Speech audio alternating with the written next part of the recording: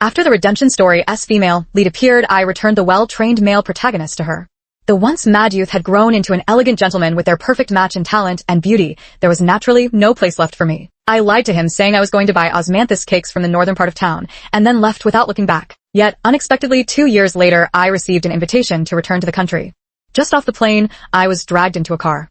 Sister's voice was laced with madness. It's been 2 years. Where S my osmanthus cake? One sister, someone was knocking at the door. I opened my eyes, but my mind was still lingering in the dream. Philip pushed the door open. Why aren't you awake? Yet didn't you rest well last night? I instinctively tightened my grip on the blanket and said coldly, how could you just barge in like that? The young man paused mid-motion. My apologies, I'll leave now. He left behind a cup of warm milk. I rubbed my head as I got out of bed and poured the milk into the sink without hesitation. The milk was thick and viscous, refusing to drain away. 14-year-old Philip had already mastered the art of pretense. At this time, he most enjoyed testing his newly developed medicines on people. To this is a redemption story set among the wealthy elite. As the male lead, Philip suffered beatings and abuse from his parents since childhood, leading to a tragic upbringing that twisted his personality, though outwardly, he remained gentle and refined. And I, the adopted daughter of the Sue family, became his unrelated elder sister. When we met again as adults, we were arranged to live together. He brought me flowers when we first met. Yet that very night, a venomous snake slithered out from the bouquet.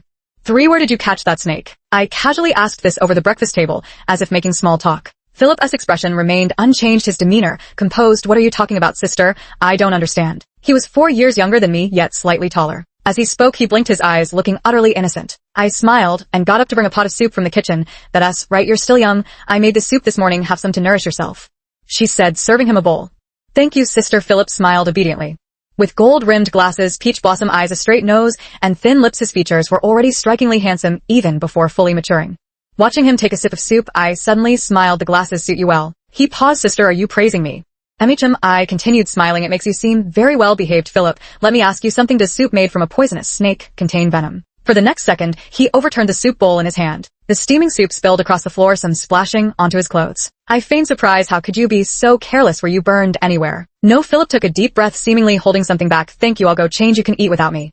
With that, he stormed upstairs. Sitting at the dining table, I sighed with amusement and idly twirled my soup spoon. Sure enough, still young, can't hide anything. Loves studying medicine, yet doesn't he even know snake stew isn't poisonous? 5. My school is very close to Philip's. I attend university. He goes to a high school. So we usually went to school together. Hurry up, you're going to be late. I waved at him from the car, and the dark ferocity on Philip's face flashed briefly before reverting to his usual gentle, harmless expression. We sat in the back seat where the driver had long since raised the partition, blocking any view of what happened behind. I caught the vanishing smile at the corner of Philip's lips from the corner of my eye and couldn't help curling my own mouth slightly. Little brother Philip I suddenly leaned closer to him and whispered, you're still not skilled enough. His lips pressed into a tight line, probably wondering how I'd seen through his true nature. I pulled out a serpent-shaped brooch and tossed it into his hand, smiling. You're still young, you can't hide your tail. 6. I awakened the day before meeting Philip. Through dreams, I came to know the entire plot. Since it's a redemption story, Philip was beaten and abused since childhood, with a tragic upbringing. Bullying me and stirring up trouble were just standard fare. Before meeting the female lead, he would turn the household upside down until she saw through his disguise and redeemed him. But as luck would have it, I happened to be the modern-day parent. Whether he is a lunatic or mentally ill, handle it all as simple disobedience. Kid always in a bad mood. Most likely pretending a good beating will fix it. 7. The next day, Philip's gaze toward me had changed. Like a snake that had been lying in wait, now cautiously observing its prey, preparing to strike. Come eat. I still smiled with crescent eyes. Philip, that soup yesterday was such a surprise, I've decided not to make it again. No need to look at me so warily. You're not afraid of snakes, he snorted, sitting down. I kept staring at him with a smile. Big sister, here, isn't afraid of anything. Really? Philip's face remained expressionless. Then I'll test them one by one to see what scares you. Fine. I lowered my eyes and suddenly said something completely unrelated. Back in the orphanage, my bed had everything from snakes to centipedes, cockroaches, and slugs. Your family has been so good to me. I haven't seen those bugs in ages. Perfect timing. Let us see if I'm still afraid of them. 8. Mr. Sue and Mrs. Sue were both very busy. Their marriage was arranged between families, two hearts living under the same roof, yet worlds apart, each prioritizing their own interests. Philip was one of their few shared concerns. And I was the one they trusted to take care of him. So when I received the call from Philip's homeroom teacher, I wasn't the least bit surprised. Hello, is this Philip's older sister? What surprised me was the teacher's grave tone. The boy beat a classmate so badly, they were hospitalized, the higher-ups are involved, and he faced disciplinary action. 9. To be honest, Philip was quite the little actor. From childhood, he'd been a model student, showered with praise from teachers and classmates alike. Words like gentle and cultivated or mature and steady followed him everywhere. Even when this little viper took a true dislike to someone and slipped them a rash-inducing poison, he'd never once been caught. But this time was different. Why did you hit your classmate? Only Philip stood in the office. The classmate he'd beaten had already been taken to the hospital. I saw the boy's photo, his face swollen and bruised, his body in even worse shape. It was clear he'd been struck with lethal intent. The homeroom teacher slammed the desk. Do you realize if you'd hit him any harder you could have killed him?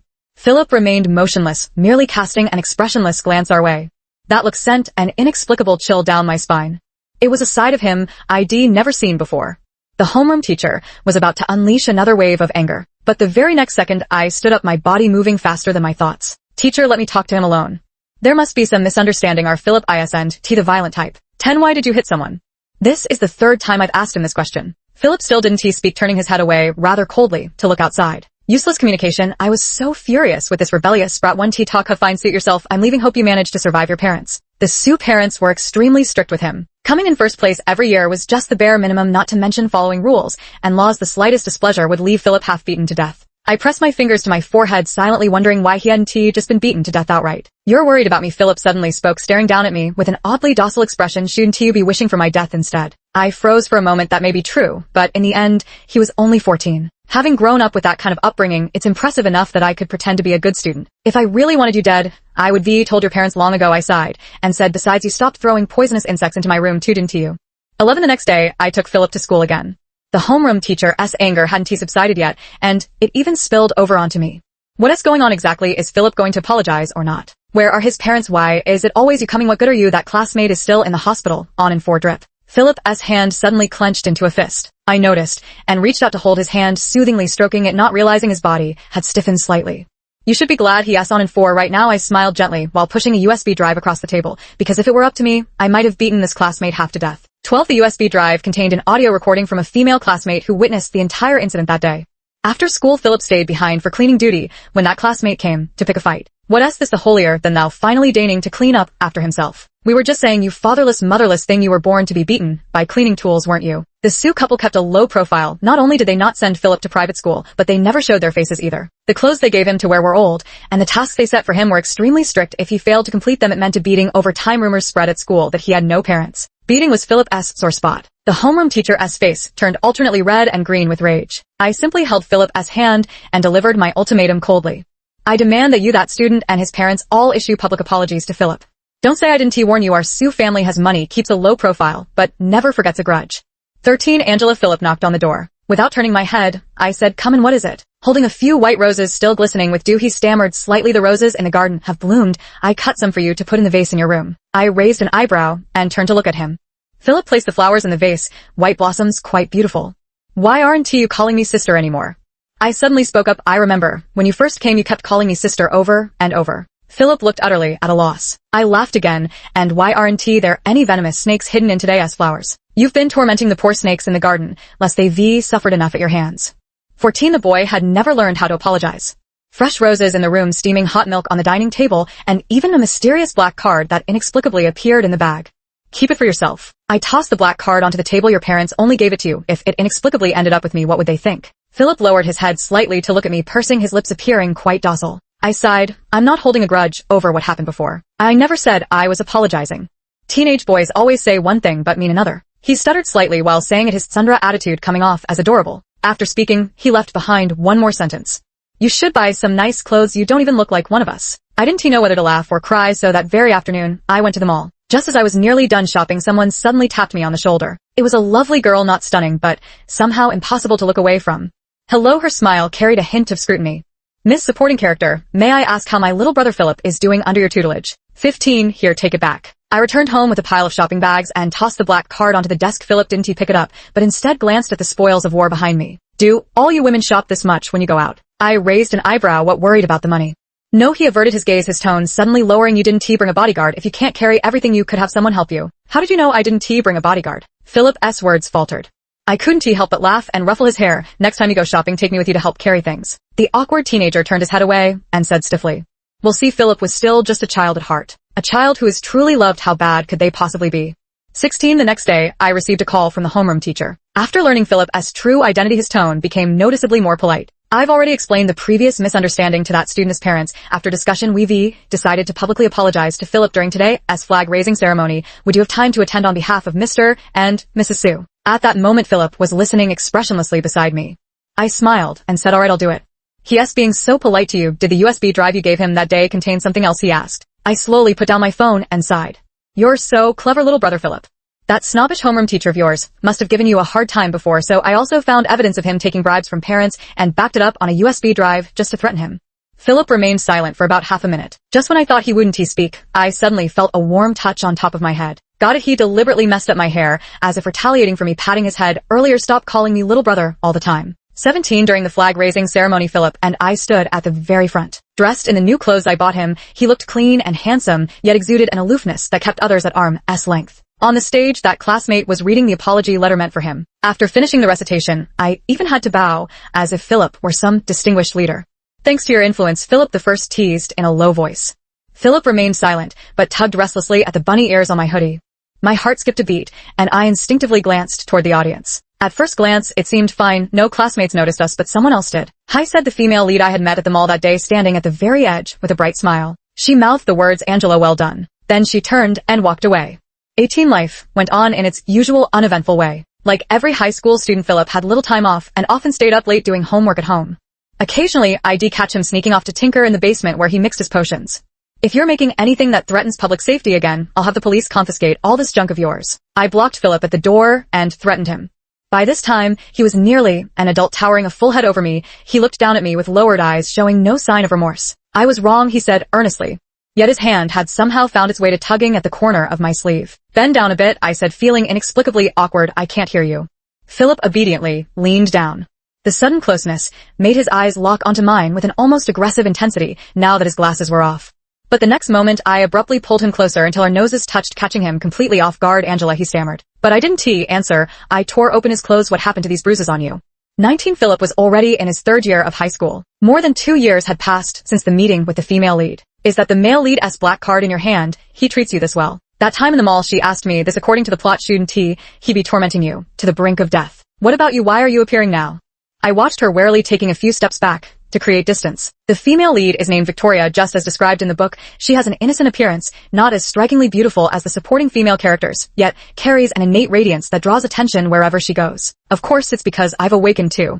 Victoria smiled sweetly, yet somehow I found it hard to feel close to her. Angela, she enunciated the name heavily. I have no interest in dealing with rebellious teenagers. I raised my eyes. What do you want to do? Oh, don't be so wary, she giggled. You know the plot can't be reversed. We all have to follow it. Philip will still belong to me in the end, and you can't change your fate as the supporting female character either. In that case, your task is to teach him well. For me, consider it your way of repaying the Sue family. 20. Philip started avoiding me. He refused to talk about the bruises on his body. Pressing him got me nowhere, and for a moment, I didn't know what to do. We were caught in a cold war. Until one day, I received a phone call. The voice on the other end felt familiar, sweet yet hollow.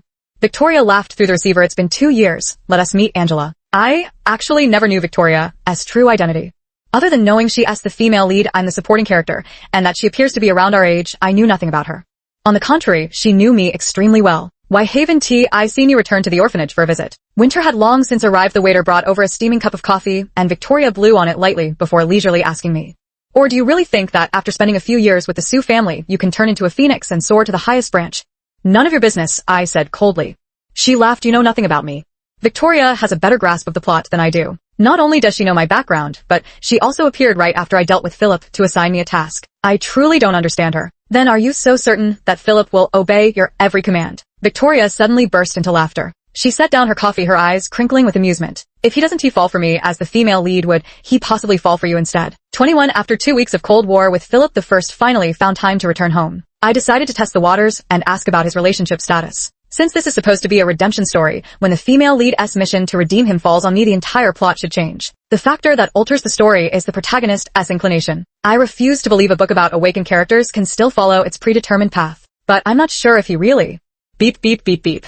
It was already dark and Philip still hadn't returned. I called 3 times but no one answered. With less than half a year left until the college entrance exams, he would always come home early to study even when he had cleaning duty. Something I saw off today. I couldn't stop thinking about the bruises on his body, so I grabbed my keys and headed to school to find him. Boom, but the next second the front door was smashed open by some heavy impact. Standing at the stairwell, I froze in place when I saw the dark figure behind the door. It was Philip. What had smashed the door open was Philip, who'd been kicked by Mr. Sue and sent crashing into it. Blood trickled from the corner of his lips as he collapsed weakly to the ground, his face deathly pale. I barely had time to rush forward and catch him, when suddenly Victoria came running out from behind Mr. Sue. Her hands covering her mouth, she looked like a helpless little white flower. Please calm down, Philip, didn't he mean to do it? 22. I don't know what happened. I only remember Victoria as fragile and pitiful demeanor and Philip lying on the ground barely breathing. When Philip woke up again, he was in the hospital. You're awake. Philip had slept for a full day and night. His left arm was fractured, bruises covered his body, and when he opened his eyes there was still a dazed confusion in them, as if he might shatter at any moment. I gripped his hand tightly, yet my own fingers trembled uncontrollably as I repeatedly checked his condition. I'll go call the nurse. Don't cry, Philip, as fingertips brushed past the corner of my eye, catching the faint moisture. I hadn't even realized I was crying. Didn't he? You always hate people who cried. I turned my head away and sniffed. You're seeing things. He smiled, then hissed in pain as the movement aggravated his wounds. I pressed the call button by the bed and waited for the nurse to arrive before asking him with difficulty. What exactly happened? 23. My conversation with Victoria that day ended with her displeasure. Before leaving she left these words. Even if he falls in love with someone else, he can only choose me. He can't defy the plot. The plot I imagined was just forced coincidences written in the book. But I never expected Victoria to be Mr. Sue's most satisfactory marriage candidate. 24. Are you feeling any other discomfort? After the nurse left I poured Philip a cup of warm water and fed him some with a spoon. His eyes sparkled as he stared straight at me. So, if I ever hurt my hand you'll always feed me like this, right? For some reason, I felt his gaze was somewhat feverish. This sentence also carried a strange undertone. I purse my lips, but you'd better not get hurt, it would break my heart. Philip seemed unprepared for my answer, visibly taken aback for a moment. I sighed and fed him another bite. Why on earth didn't you tell me that classmate wasn't he mistaken? He remained silent. I pretended to be angry. Still not talking. Do I have to see you get beaten to disability by your father before you'll speak? After 2 seconds of heavy silence, he finally spoke. That bastard took photos of you and spread rumors. 25. I never thought Philip would be because of me. The classmate wasn't he convinced, but knew better than to argue stubbornly. So he realized he could use me. He photoshopped your picture onto those little cards to threaten me, saying he'd spread them everywhere if I didn't kneel before him. After the public apology, the whole school knew you were at university, eh? I know exactly how damaging this kind of thing can be for a girl. Even if we know the truth will prevail, I couldn't bear to see you suffer even the slightest harm because you're my sister. So for over 2 years Philip had been enduring all this for my sake, hiding his injuries whenever he got hurt. It wasn't until a few days ago when he finally smashed that guy's phone and destroyed the USB drive with backups of my photos that he was finally free. He beat that man up, intimidating him with the potions from the basement. It should have been flawless.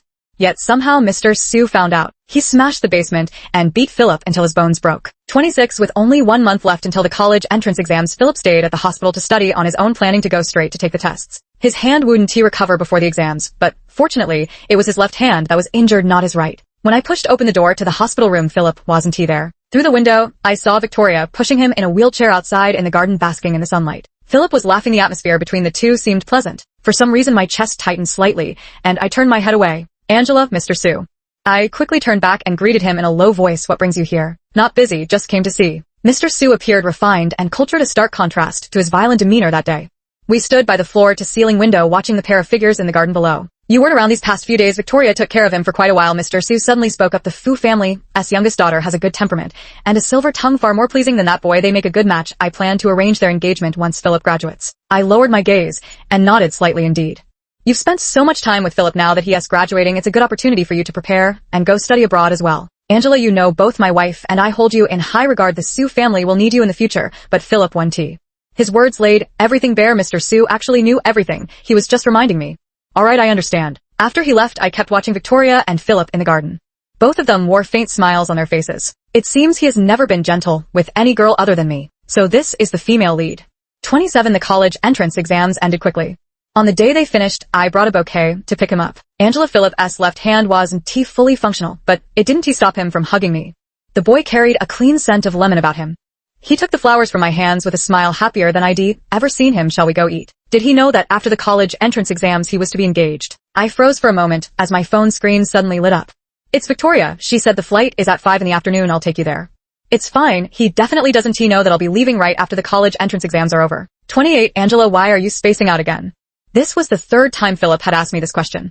Throughout the meal my mind kept wandering. Sorry, I poured a glass of water and lied without changing my expression. I didn't sleep well last night. Why, I'm worried about your college entrance exams. Philip smiled. He seemed particularly happy today, happier than any other day. Before then you can sleep well tonight. It's 2 o'clock in the afternoon. To catch the flight, Victoria asked me to leave by 3. After finishing our meal quickly, Philip and I stood on the street. Since we both stood out in appearance, people kept glancing at us. Young man, your girlfriend is quite pretty. Would you like to buy a flower? An elderly flower vendor approached us. I froze, not having time to refuse before Philip had already paid. Just one will do, thank you.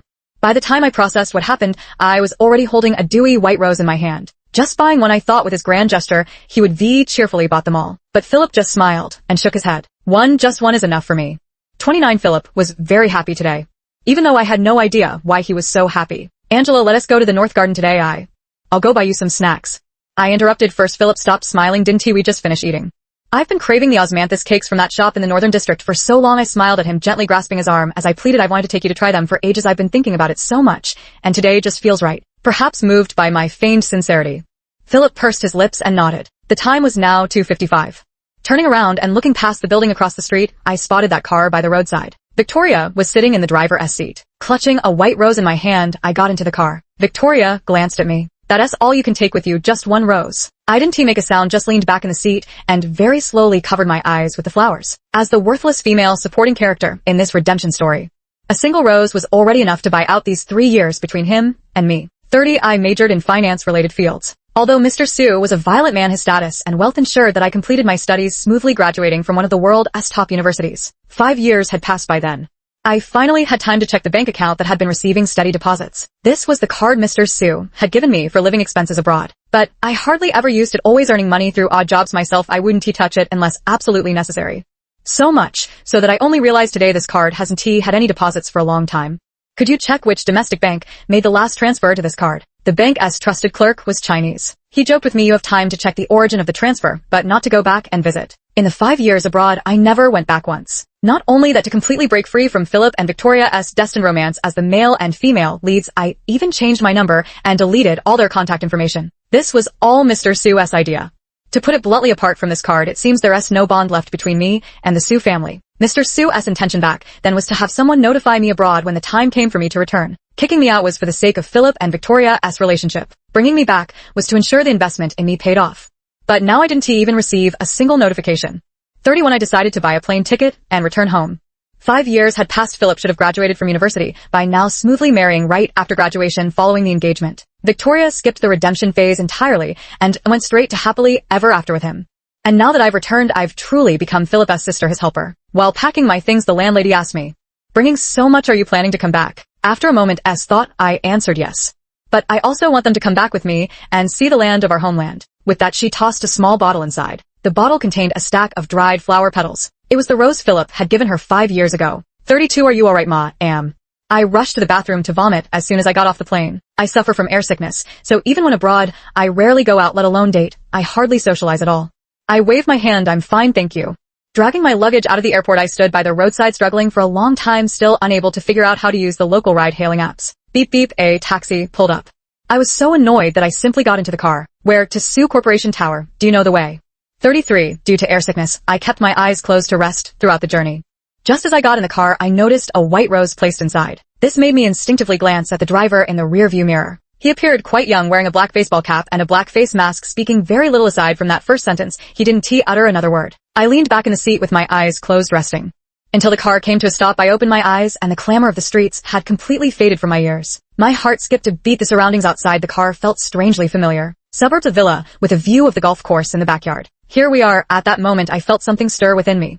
She turned her head and looked toward the driver's seat. The young man who removed his hat and mask had pale skin, making his eyes appear even redder. Sister, why did you come back so late? 34. My mind went completely blank. I never imagined I would reunite with Philip in this manner so abruptly. I've hypnotized myself many times before. I'm the supporting female character in this book. I redeemed the male lead on Victoria's behalf, fulfilled her mission, and repaid the Su family's kindness. So she reappeared. I exited the stage, achieving their happy ending, and thus the book concluded. And I never thought about what comes after the ending. Whereas the osmanthus cake you mentioned. Philip forced a smile. The one in the north part of town closed down before my college entrance exams. He even came looking for me. I didn't know what to do at that moment. I turned my head away, thinking I could ignore his reddened eyes. Don't cry. The day Philip woke up after being knocked unconscious, he said this to me. Yet after abandoning him, I returned and made him cry. Philip, don't. Enough. He suddenly got out of the car. Then he yanked open my car door, pulled something out from behind his back, and rather roughly dragged me out. Click. My right hand was cuffed, the other end locked around Philip's wrist. His voice still carried a sob. Angela, you'll never get to walk away a second time in this lifetime. 35. It was all so sudden. Even as I sat in what used to be my old bedroom, I still couldn't shake the surreal feeling. A red mark now circled my right wrist, left by the handcuffs from earlier. Philip saw it and immediately removed them, then angrily threw the cuffs into the trash bin. Piece of junk, he cursed at the handcuffs. I didn't know whether to laugh or cry, but when I saw him my nose tingled with emotion. He had grown taller 5 years, was enough to polish a boy into a man. Philip's hair was shorter, now neatly trimmed, and he wore a black shirt. The sports watch on his wrist had long been replaced by a luxury timepiece worth millions. Angela, he came over and hugged me. From behind, he hugged me tightly, burying his head against me, nuzzling, while taking deep breaths like a wronged large dog. You let go first. He ignored me no matter how I coaxed him. It was useless no matter what I said. He just kept repeating, "You're going to lie to me again." I had nothing to say. The warmth in the room was only interrupted when someone knocked on the door. I heard that person call Philip President Sue. That was how the assistant addressed him when Mr. Sue was still around. 36. Hello, I'd like to ask about Philip's marital status. Oh, what are you joking about? Aren't you the future? Mrs. Sue, the master just found you again. He has suffered so much these years. He must already be preparing for your wedding rite. The young aunt has always blessed us. I paused, speechless. Not a single outsider here has mentioned Victoria. 5 years ago, Victoria's engagement banquet was already set in stone. In the original book's plot, it was mentioned that everyone favored her, even the housekeeping aunties adore her. But the current situation. Looking down from the balcony, Philip was in the courtyard discussing work with his assistant. I could only ask him what on earth was going on. 37. Sister, eat this. Philip kept serving me dishes. His fingers were slender and well-defined, holding the chopsticks with ease as he picked up food. Without hesitation, I hesitated for a long while before finally asking. Whereas Victoria, the atmosphere instantly fell silent. Philip remained silent. Or, what about Mr. Sue? Dead. He answered quickly this time. What dead? A cerebral hemorrhage. They couldn't save him. My eyes widened in my memory. Mr. Sue had exercised regularly. His life shouldn't he have ended so soon? They all suspect it was me. Philip suddenly said again. Sister, what do you think? Indeed, you could say it was me. Yet, he was utterly candid. I pressed my lips together, unsure of what to say. But just then Philip suddenly laughed. He wanted to hit me again, but that time I fought back. He couldn't beat me, and it enraged him to death. Sister, do you want to guess where Victoria went after my father died? 38. Back when I went abroad at the airport, only Victoria saw me off. Before leaving, she suddenly called out to me. Guess what happened between Philip and me by the time you return? Without turning my head, I replied, very happy. She laughed, then came over and whispered in my ear. Just like that day in the hospital when you saw me pushing him out to get some sun. Back then we probably would have been pushing our child together for a walk like this too. 39. Philip didn't put me under house arrest. He couldn't bear to treat me that way. He just wouldn't let me leave the house. The basement door was locked. When I arrived, the lock on the door wasn't exactly new, but it was clean without any dust. It must have been opened many times recently. Oh dear, what brings you here? The aunt saw me and hurried over to pull me away. You shouldn't come here in your condition. It's unclean. What happened inside? In my memory, it used to be Philip's old pharmacy. Only it had been smashed by Mr. Sue. The aunt refused to say this isn't a place you should be. Has he been here recently? Unable to withstand my persistence, the aunt finally nodded. And as I left, I already had the answer in my heart. A beast only obeys its tamer, not the showboating host on stage. 40. Sister, Philip was drunk. When he returned reeking of alcohol, he clung to me and wouldn't let go. Let go? No, if I let go you'll run away again. I heard his voice trembling with tears. I never realized before how prone he was to crying. I sighed. You're watching me so closely now, how could I possibly run? He didn't speak. I stared at him, and suddenly an idea formed in my mind. Sister, you be good. My hand had already tugged open the collar of his clothes. Philip hadn't changed. When drunk, he was obedient, letting me have my way, without resistance, no matter how I touched him. I saw a maid outfit in the closet yesterday. Probably a gift from someone trying to curry favor with him, with a brand new pair of handcuffs placed on top. This kid has grown up to be quite outrageous. Why are you taking my clothes off? The suit was thrown on the floor. I tied the bow of that maid outfit around his neck, and said casually, Missed you. Philip stared at me without blinking. Do you love me? I lowered my gaze to look at him. It doesn't matter if you love me or not. He suddenly buried his head against me. I love you. I only love you. I want Victoria out. I wouldn't let them stop me. No one could stop him now. I sighed and gently embraced him. Who said, I don't love you? 41. I successfully retrieved the key from Philip's clothes. He was drunk, sleeping soundly, left unconscious in the bedroom. Creak. This basement door, over a decade old, was being pushed open by me for the first time. I thought I would see Victoria, but I never expected to see an entire wall covered in photographs. My certificates, my photos, the few dresses I've ever worn. In the photos there's me when I first arrived, me just getting used to gardening in the yard, me cooking noodles for Philip in the kitchen. I knew there was an auntie in the house who particularly loved taking photos of us. I just never expected that after I left. Philip kept all my photos to himself, freezing time for so long. On the ground lay a tattered, open notebook. I picked it up, facing one particular page. Angela, Angela. Densely packed, all of them are my name. 42. I found Victoria in the basement compartment. Here it's pitch black, not even a rat would bother to visit. You, it's me. She sat on that small bed.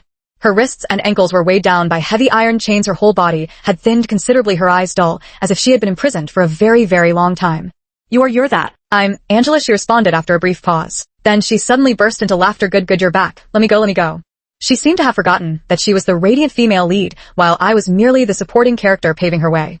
The story didn't reach its original conclusion either, but instead descended into this irredeemable abyss. Victoria, aren't you the female lead? Where's your halo now? She stared at me in a daze. Then, like a frightened mental patient, she kept shrinking into the corner. No, I'm not. No. I'm not the female lead. Angela is. I recalled the news I had finally managed to get from Philip's assistant that day. 5 years ago, Mr. Su died in an accident.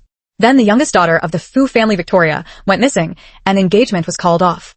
So this wasn't a disappearance. It was Philip who made her disappear. 43 on the night I saw Victoria, I dreamed again. After 5 years, I saw the plot again. But this time there was nothing in the plot. No young Philip. No belated Victoria. Not even me, not a single interaction between the characters. All I saw were 3 lines. Female lead Angela, male led Philip. Collapsed plot, repairing, punishing, disruptive, supporting female character Victoria. Ending hint, love the one you love. 44 sister Philip woke up. Just like the first day, he pushed the door open with a glass of milk in hand, staring at me without blinking. Except he was still wearing that ill-fitting maid outfit I had put on him the night before. I rubbed my forehead and said, change out of those clothes. You don't like them. Philip took my hand and pressed his cheek against my palm, whispering softly, sister, I'll do anything you ask of me. His demeanor appeared utterly innocent and harmless. I just gently touched his face and whispered soothingly, then let Victoria go, all right. His body stiffened, and the next second I threw myself into his arms. Because I'm back. I will never leave you again. 45 Victoria had already been driven mad by Philip. Thus he also learned from her about what we call the plot and the supporting female character. And Victoria deceived us all. The plot was originally written by the protagonist, which is why she ended up with such a self-inflicted outcome. I don't believe in the plot. His voice was resolute. Angela, it's you or no one. Never before had I felt so clearly the happiness of being firmly chosen. Yet now there was no one left who could stand in our way. 46 Victoria was already no different from a madwoman. At times she would throw her head back in laughter, at others she would wail and sob, her intellect reduced to that of a 3-year-old child. Philip sent her off to a welfare home, arranging for caregivers to look after her. The day before she left, we were making preparations for our engagement. Do you pity her? Philip asked me. I shook my head. Yes, not worth it. These past 5 years were entirely her doing. So her fate isn't pitiable, it's deserved. 47 On the day of our engagement, Madame Su returned from the temple. After Mr. Su's death, she seemed to have an epiphany and immediately moved to a temple, saying she wanted to atone for his sins. When Philip was a child, she was actually aware of the abuse he suffered. Angela, come here. Madame Su placed a bracelet on my wrist. She grabbed my hand and laughed. Congratulations, you weren't fooled by the plot. My eyes widened. Could it be that you? Madame Su smiled. Not me, but the one who passed away. How tragic is the next generation when the male lead remains unredeemed. So Mr. Su vented all his fury on Philip, while Mrs. Su, merely a supporting female character, bore profound sins. Yet that very night a venomous snake slithered out from the bouquet. Philip. A future bright as brocade piece year after year. And with me in the future the tragedy won't repeat itself. 48 Sister Philip held a bouquet of flowers. This time it wasn't white roses, but the most passionate red. We're already engaged. Why are you still calling me sister? The villa garden was unusually lively today. That Mr. Su, whom everyone saw as moody and unpredictable, seemed like a different person today, with smiles lingering at the corners of his eyes and brows. I don't know, he chuckled softly. Do you remember our first meeting? I called you sister back then too. Of course, I remember. You even threw a venomous snake at me. Philip leaned in close. So today we'll see it through to the end.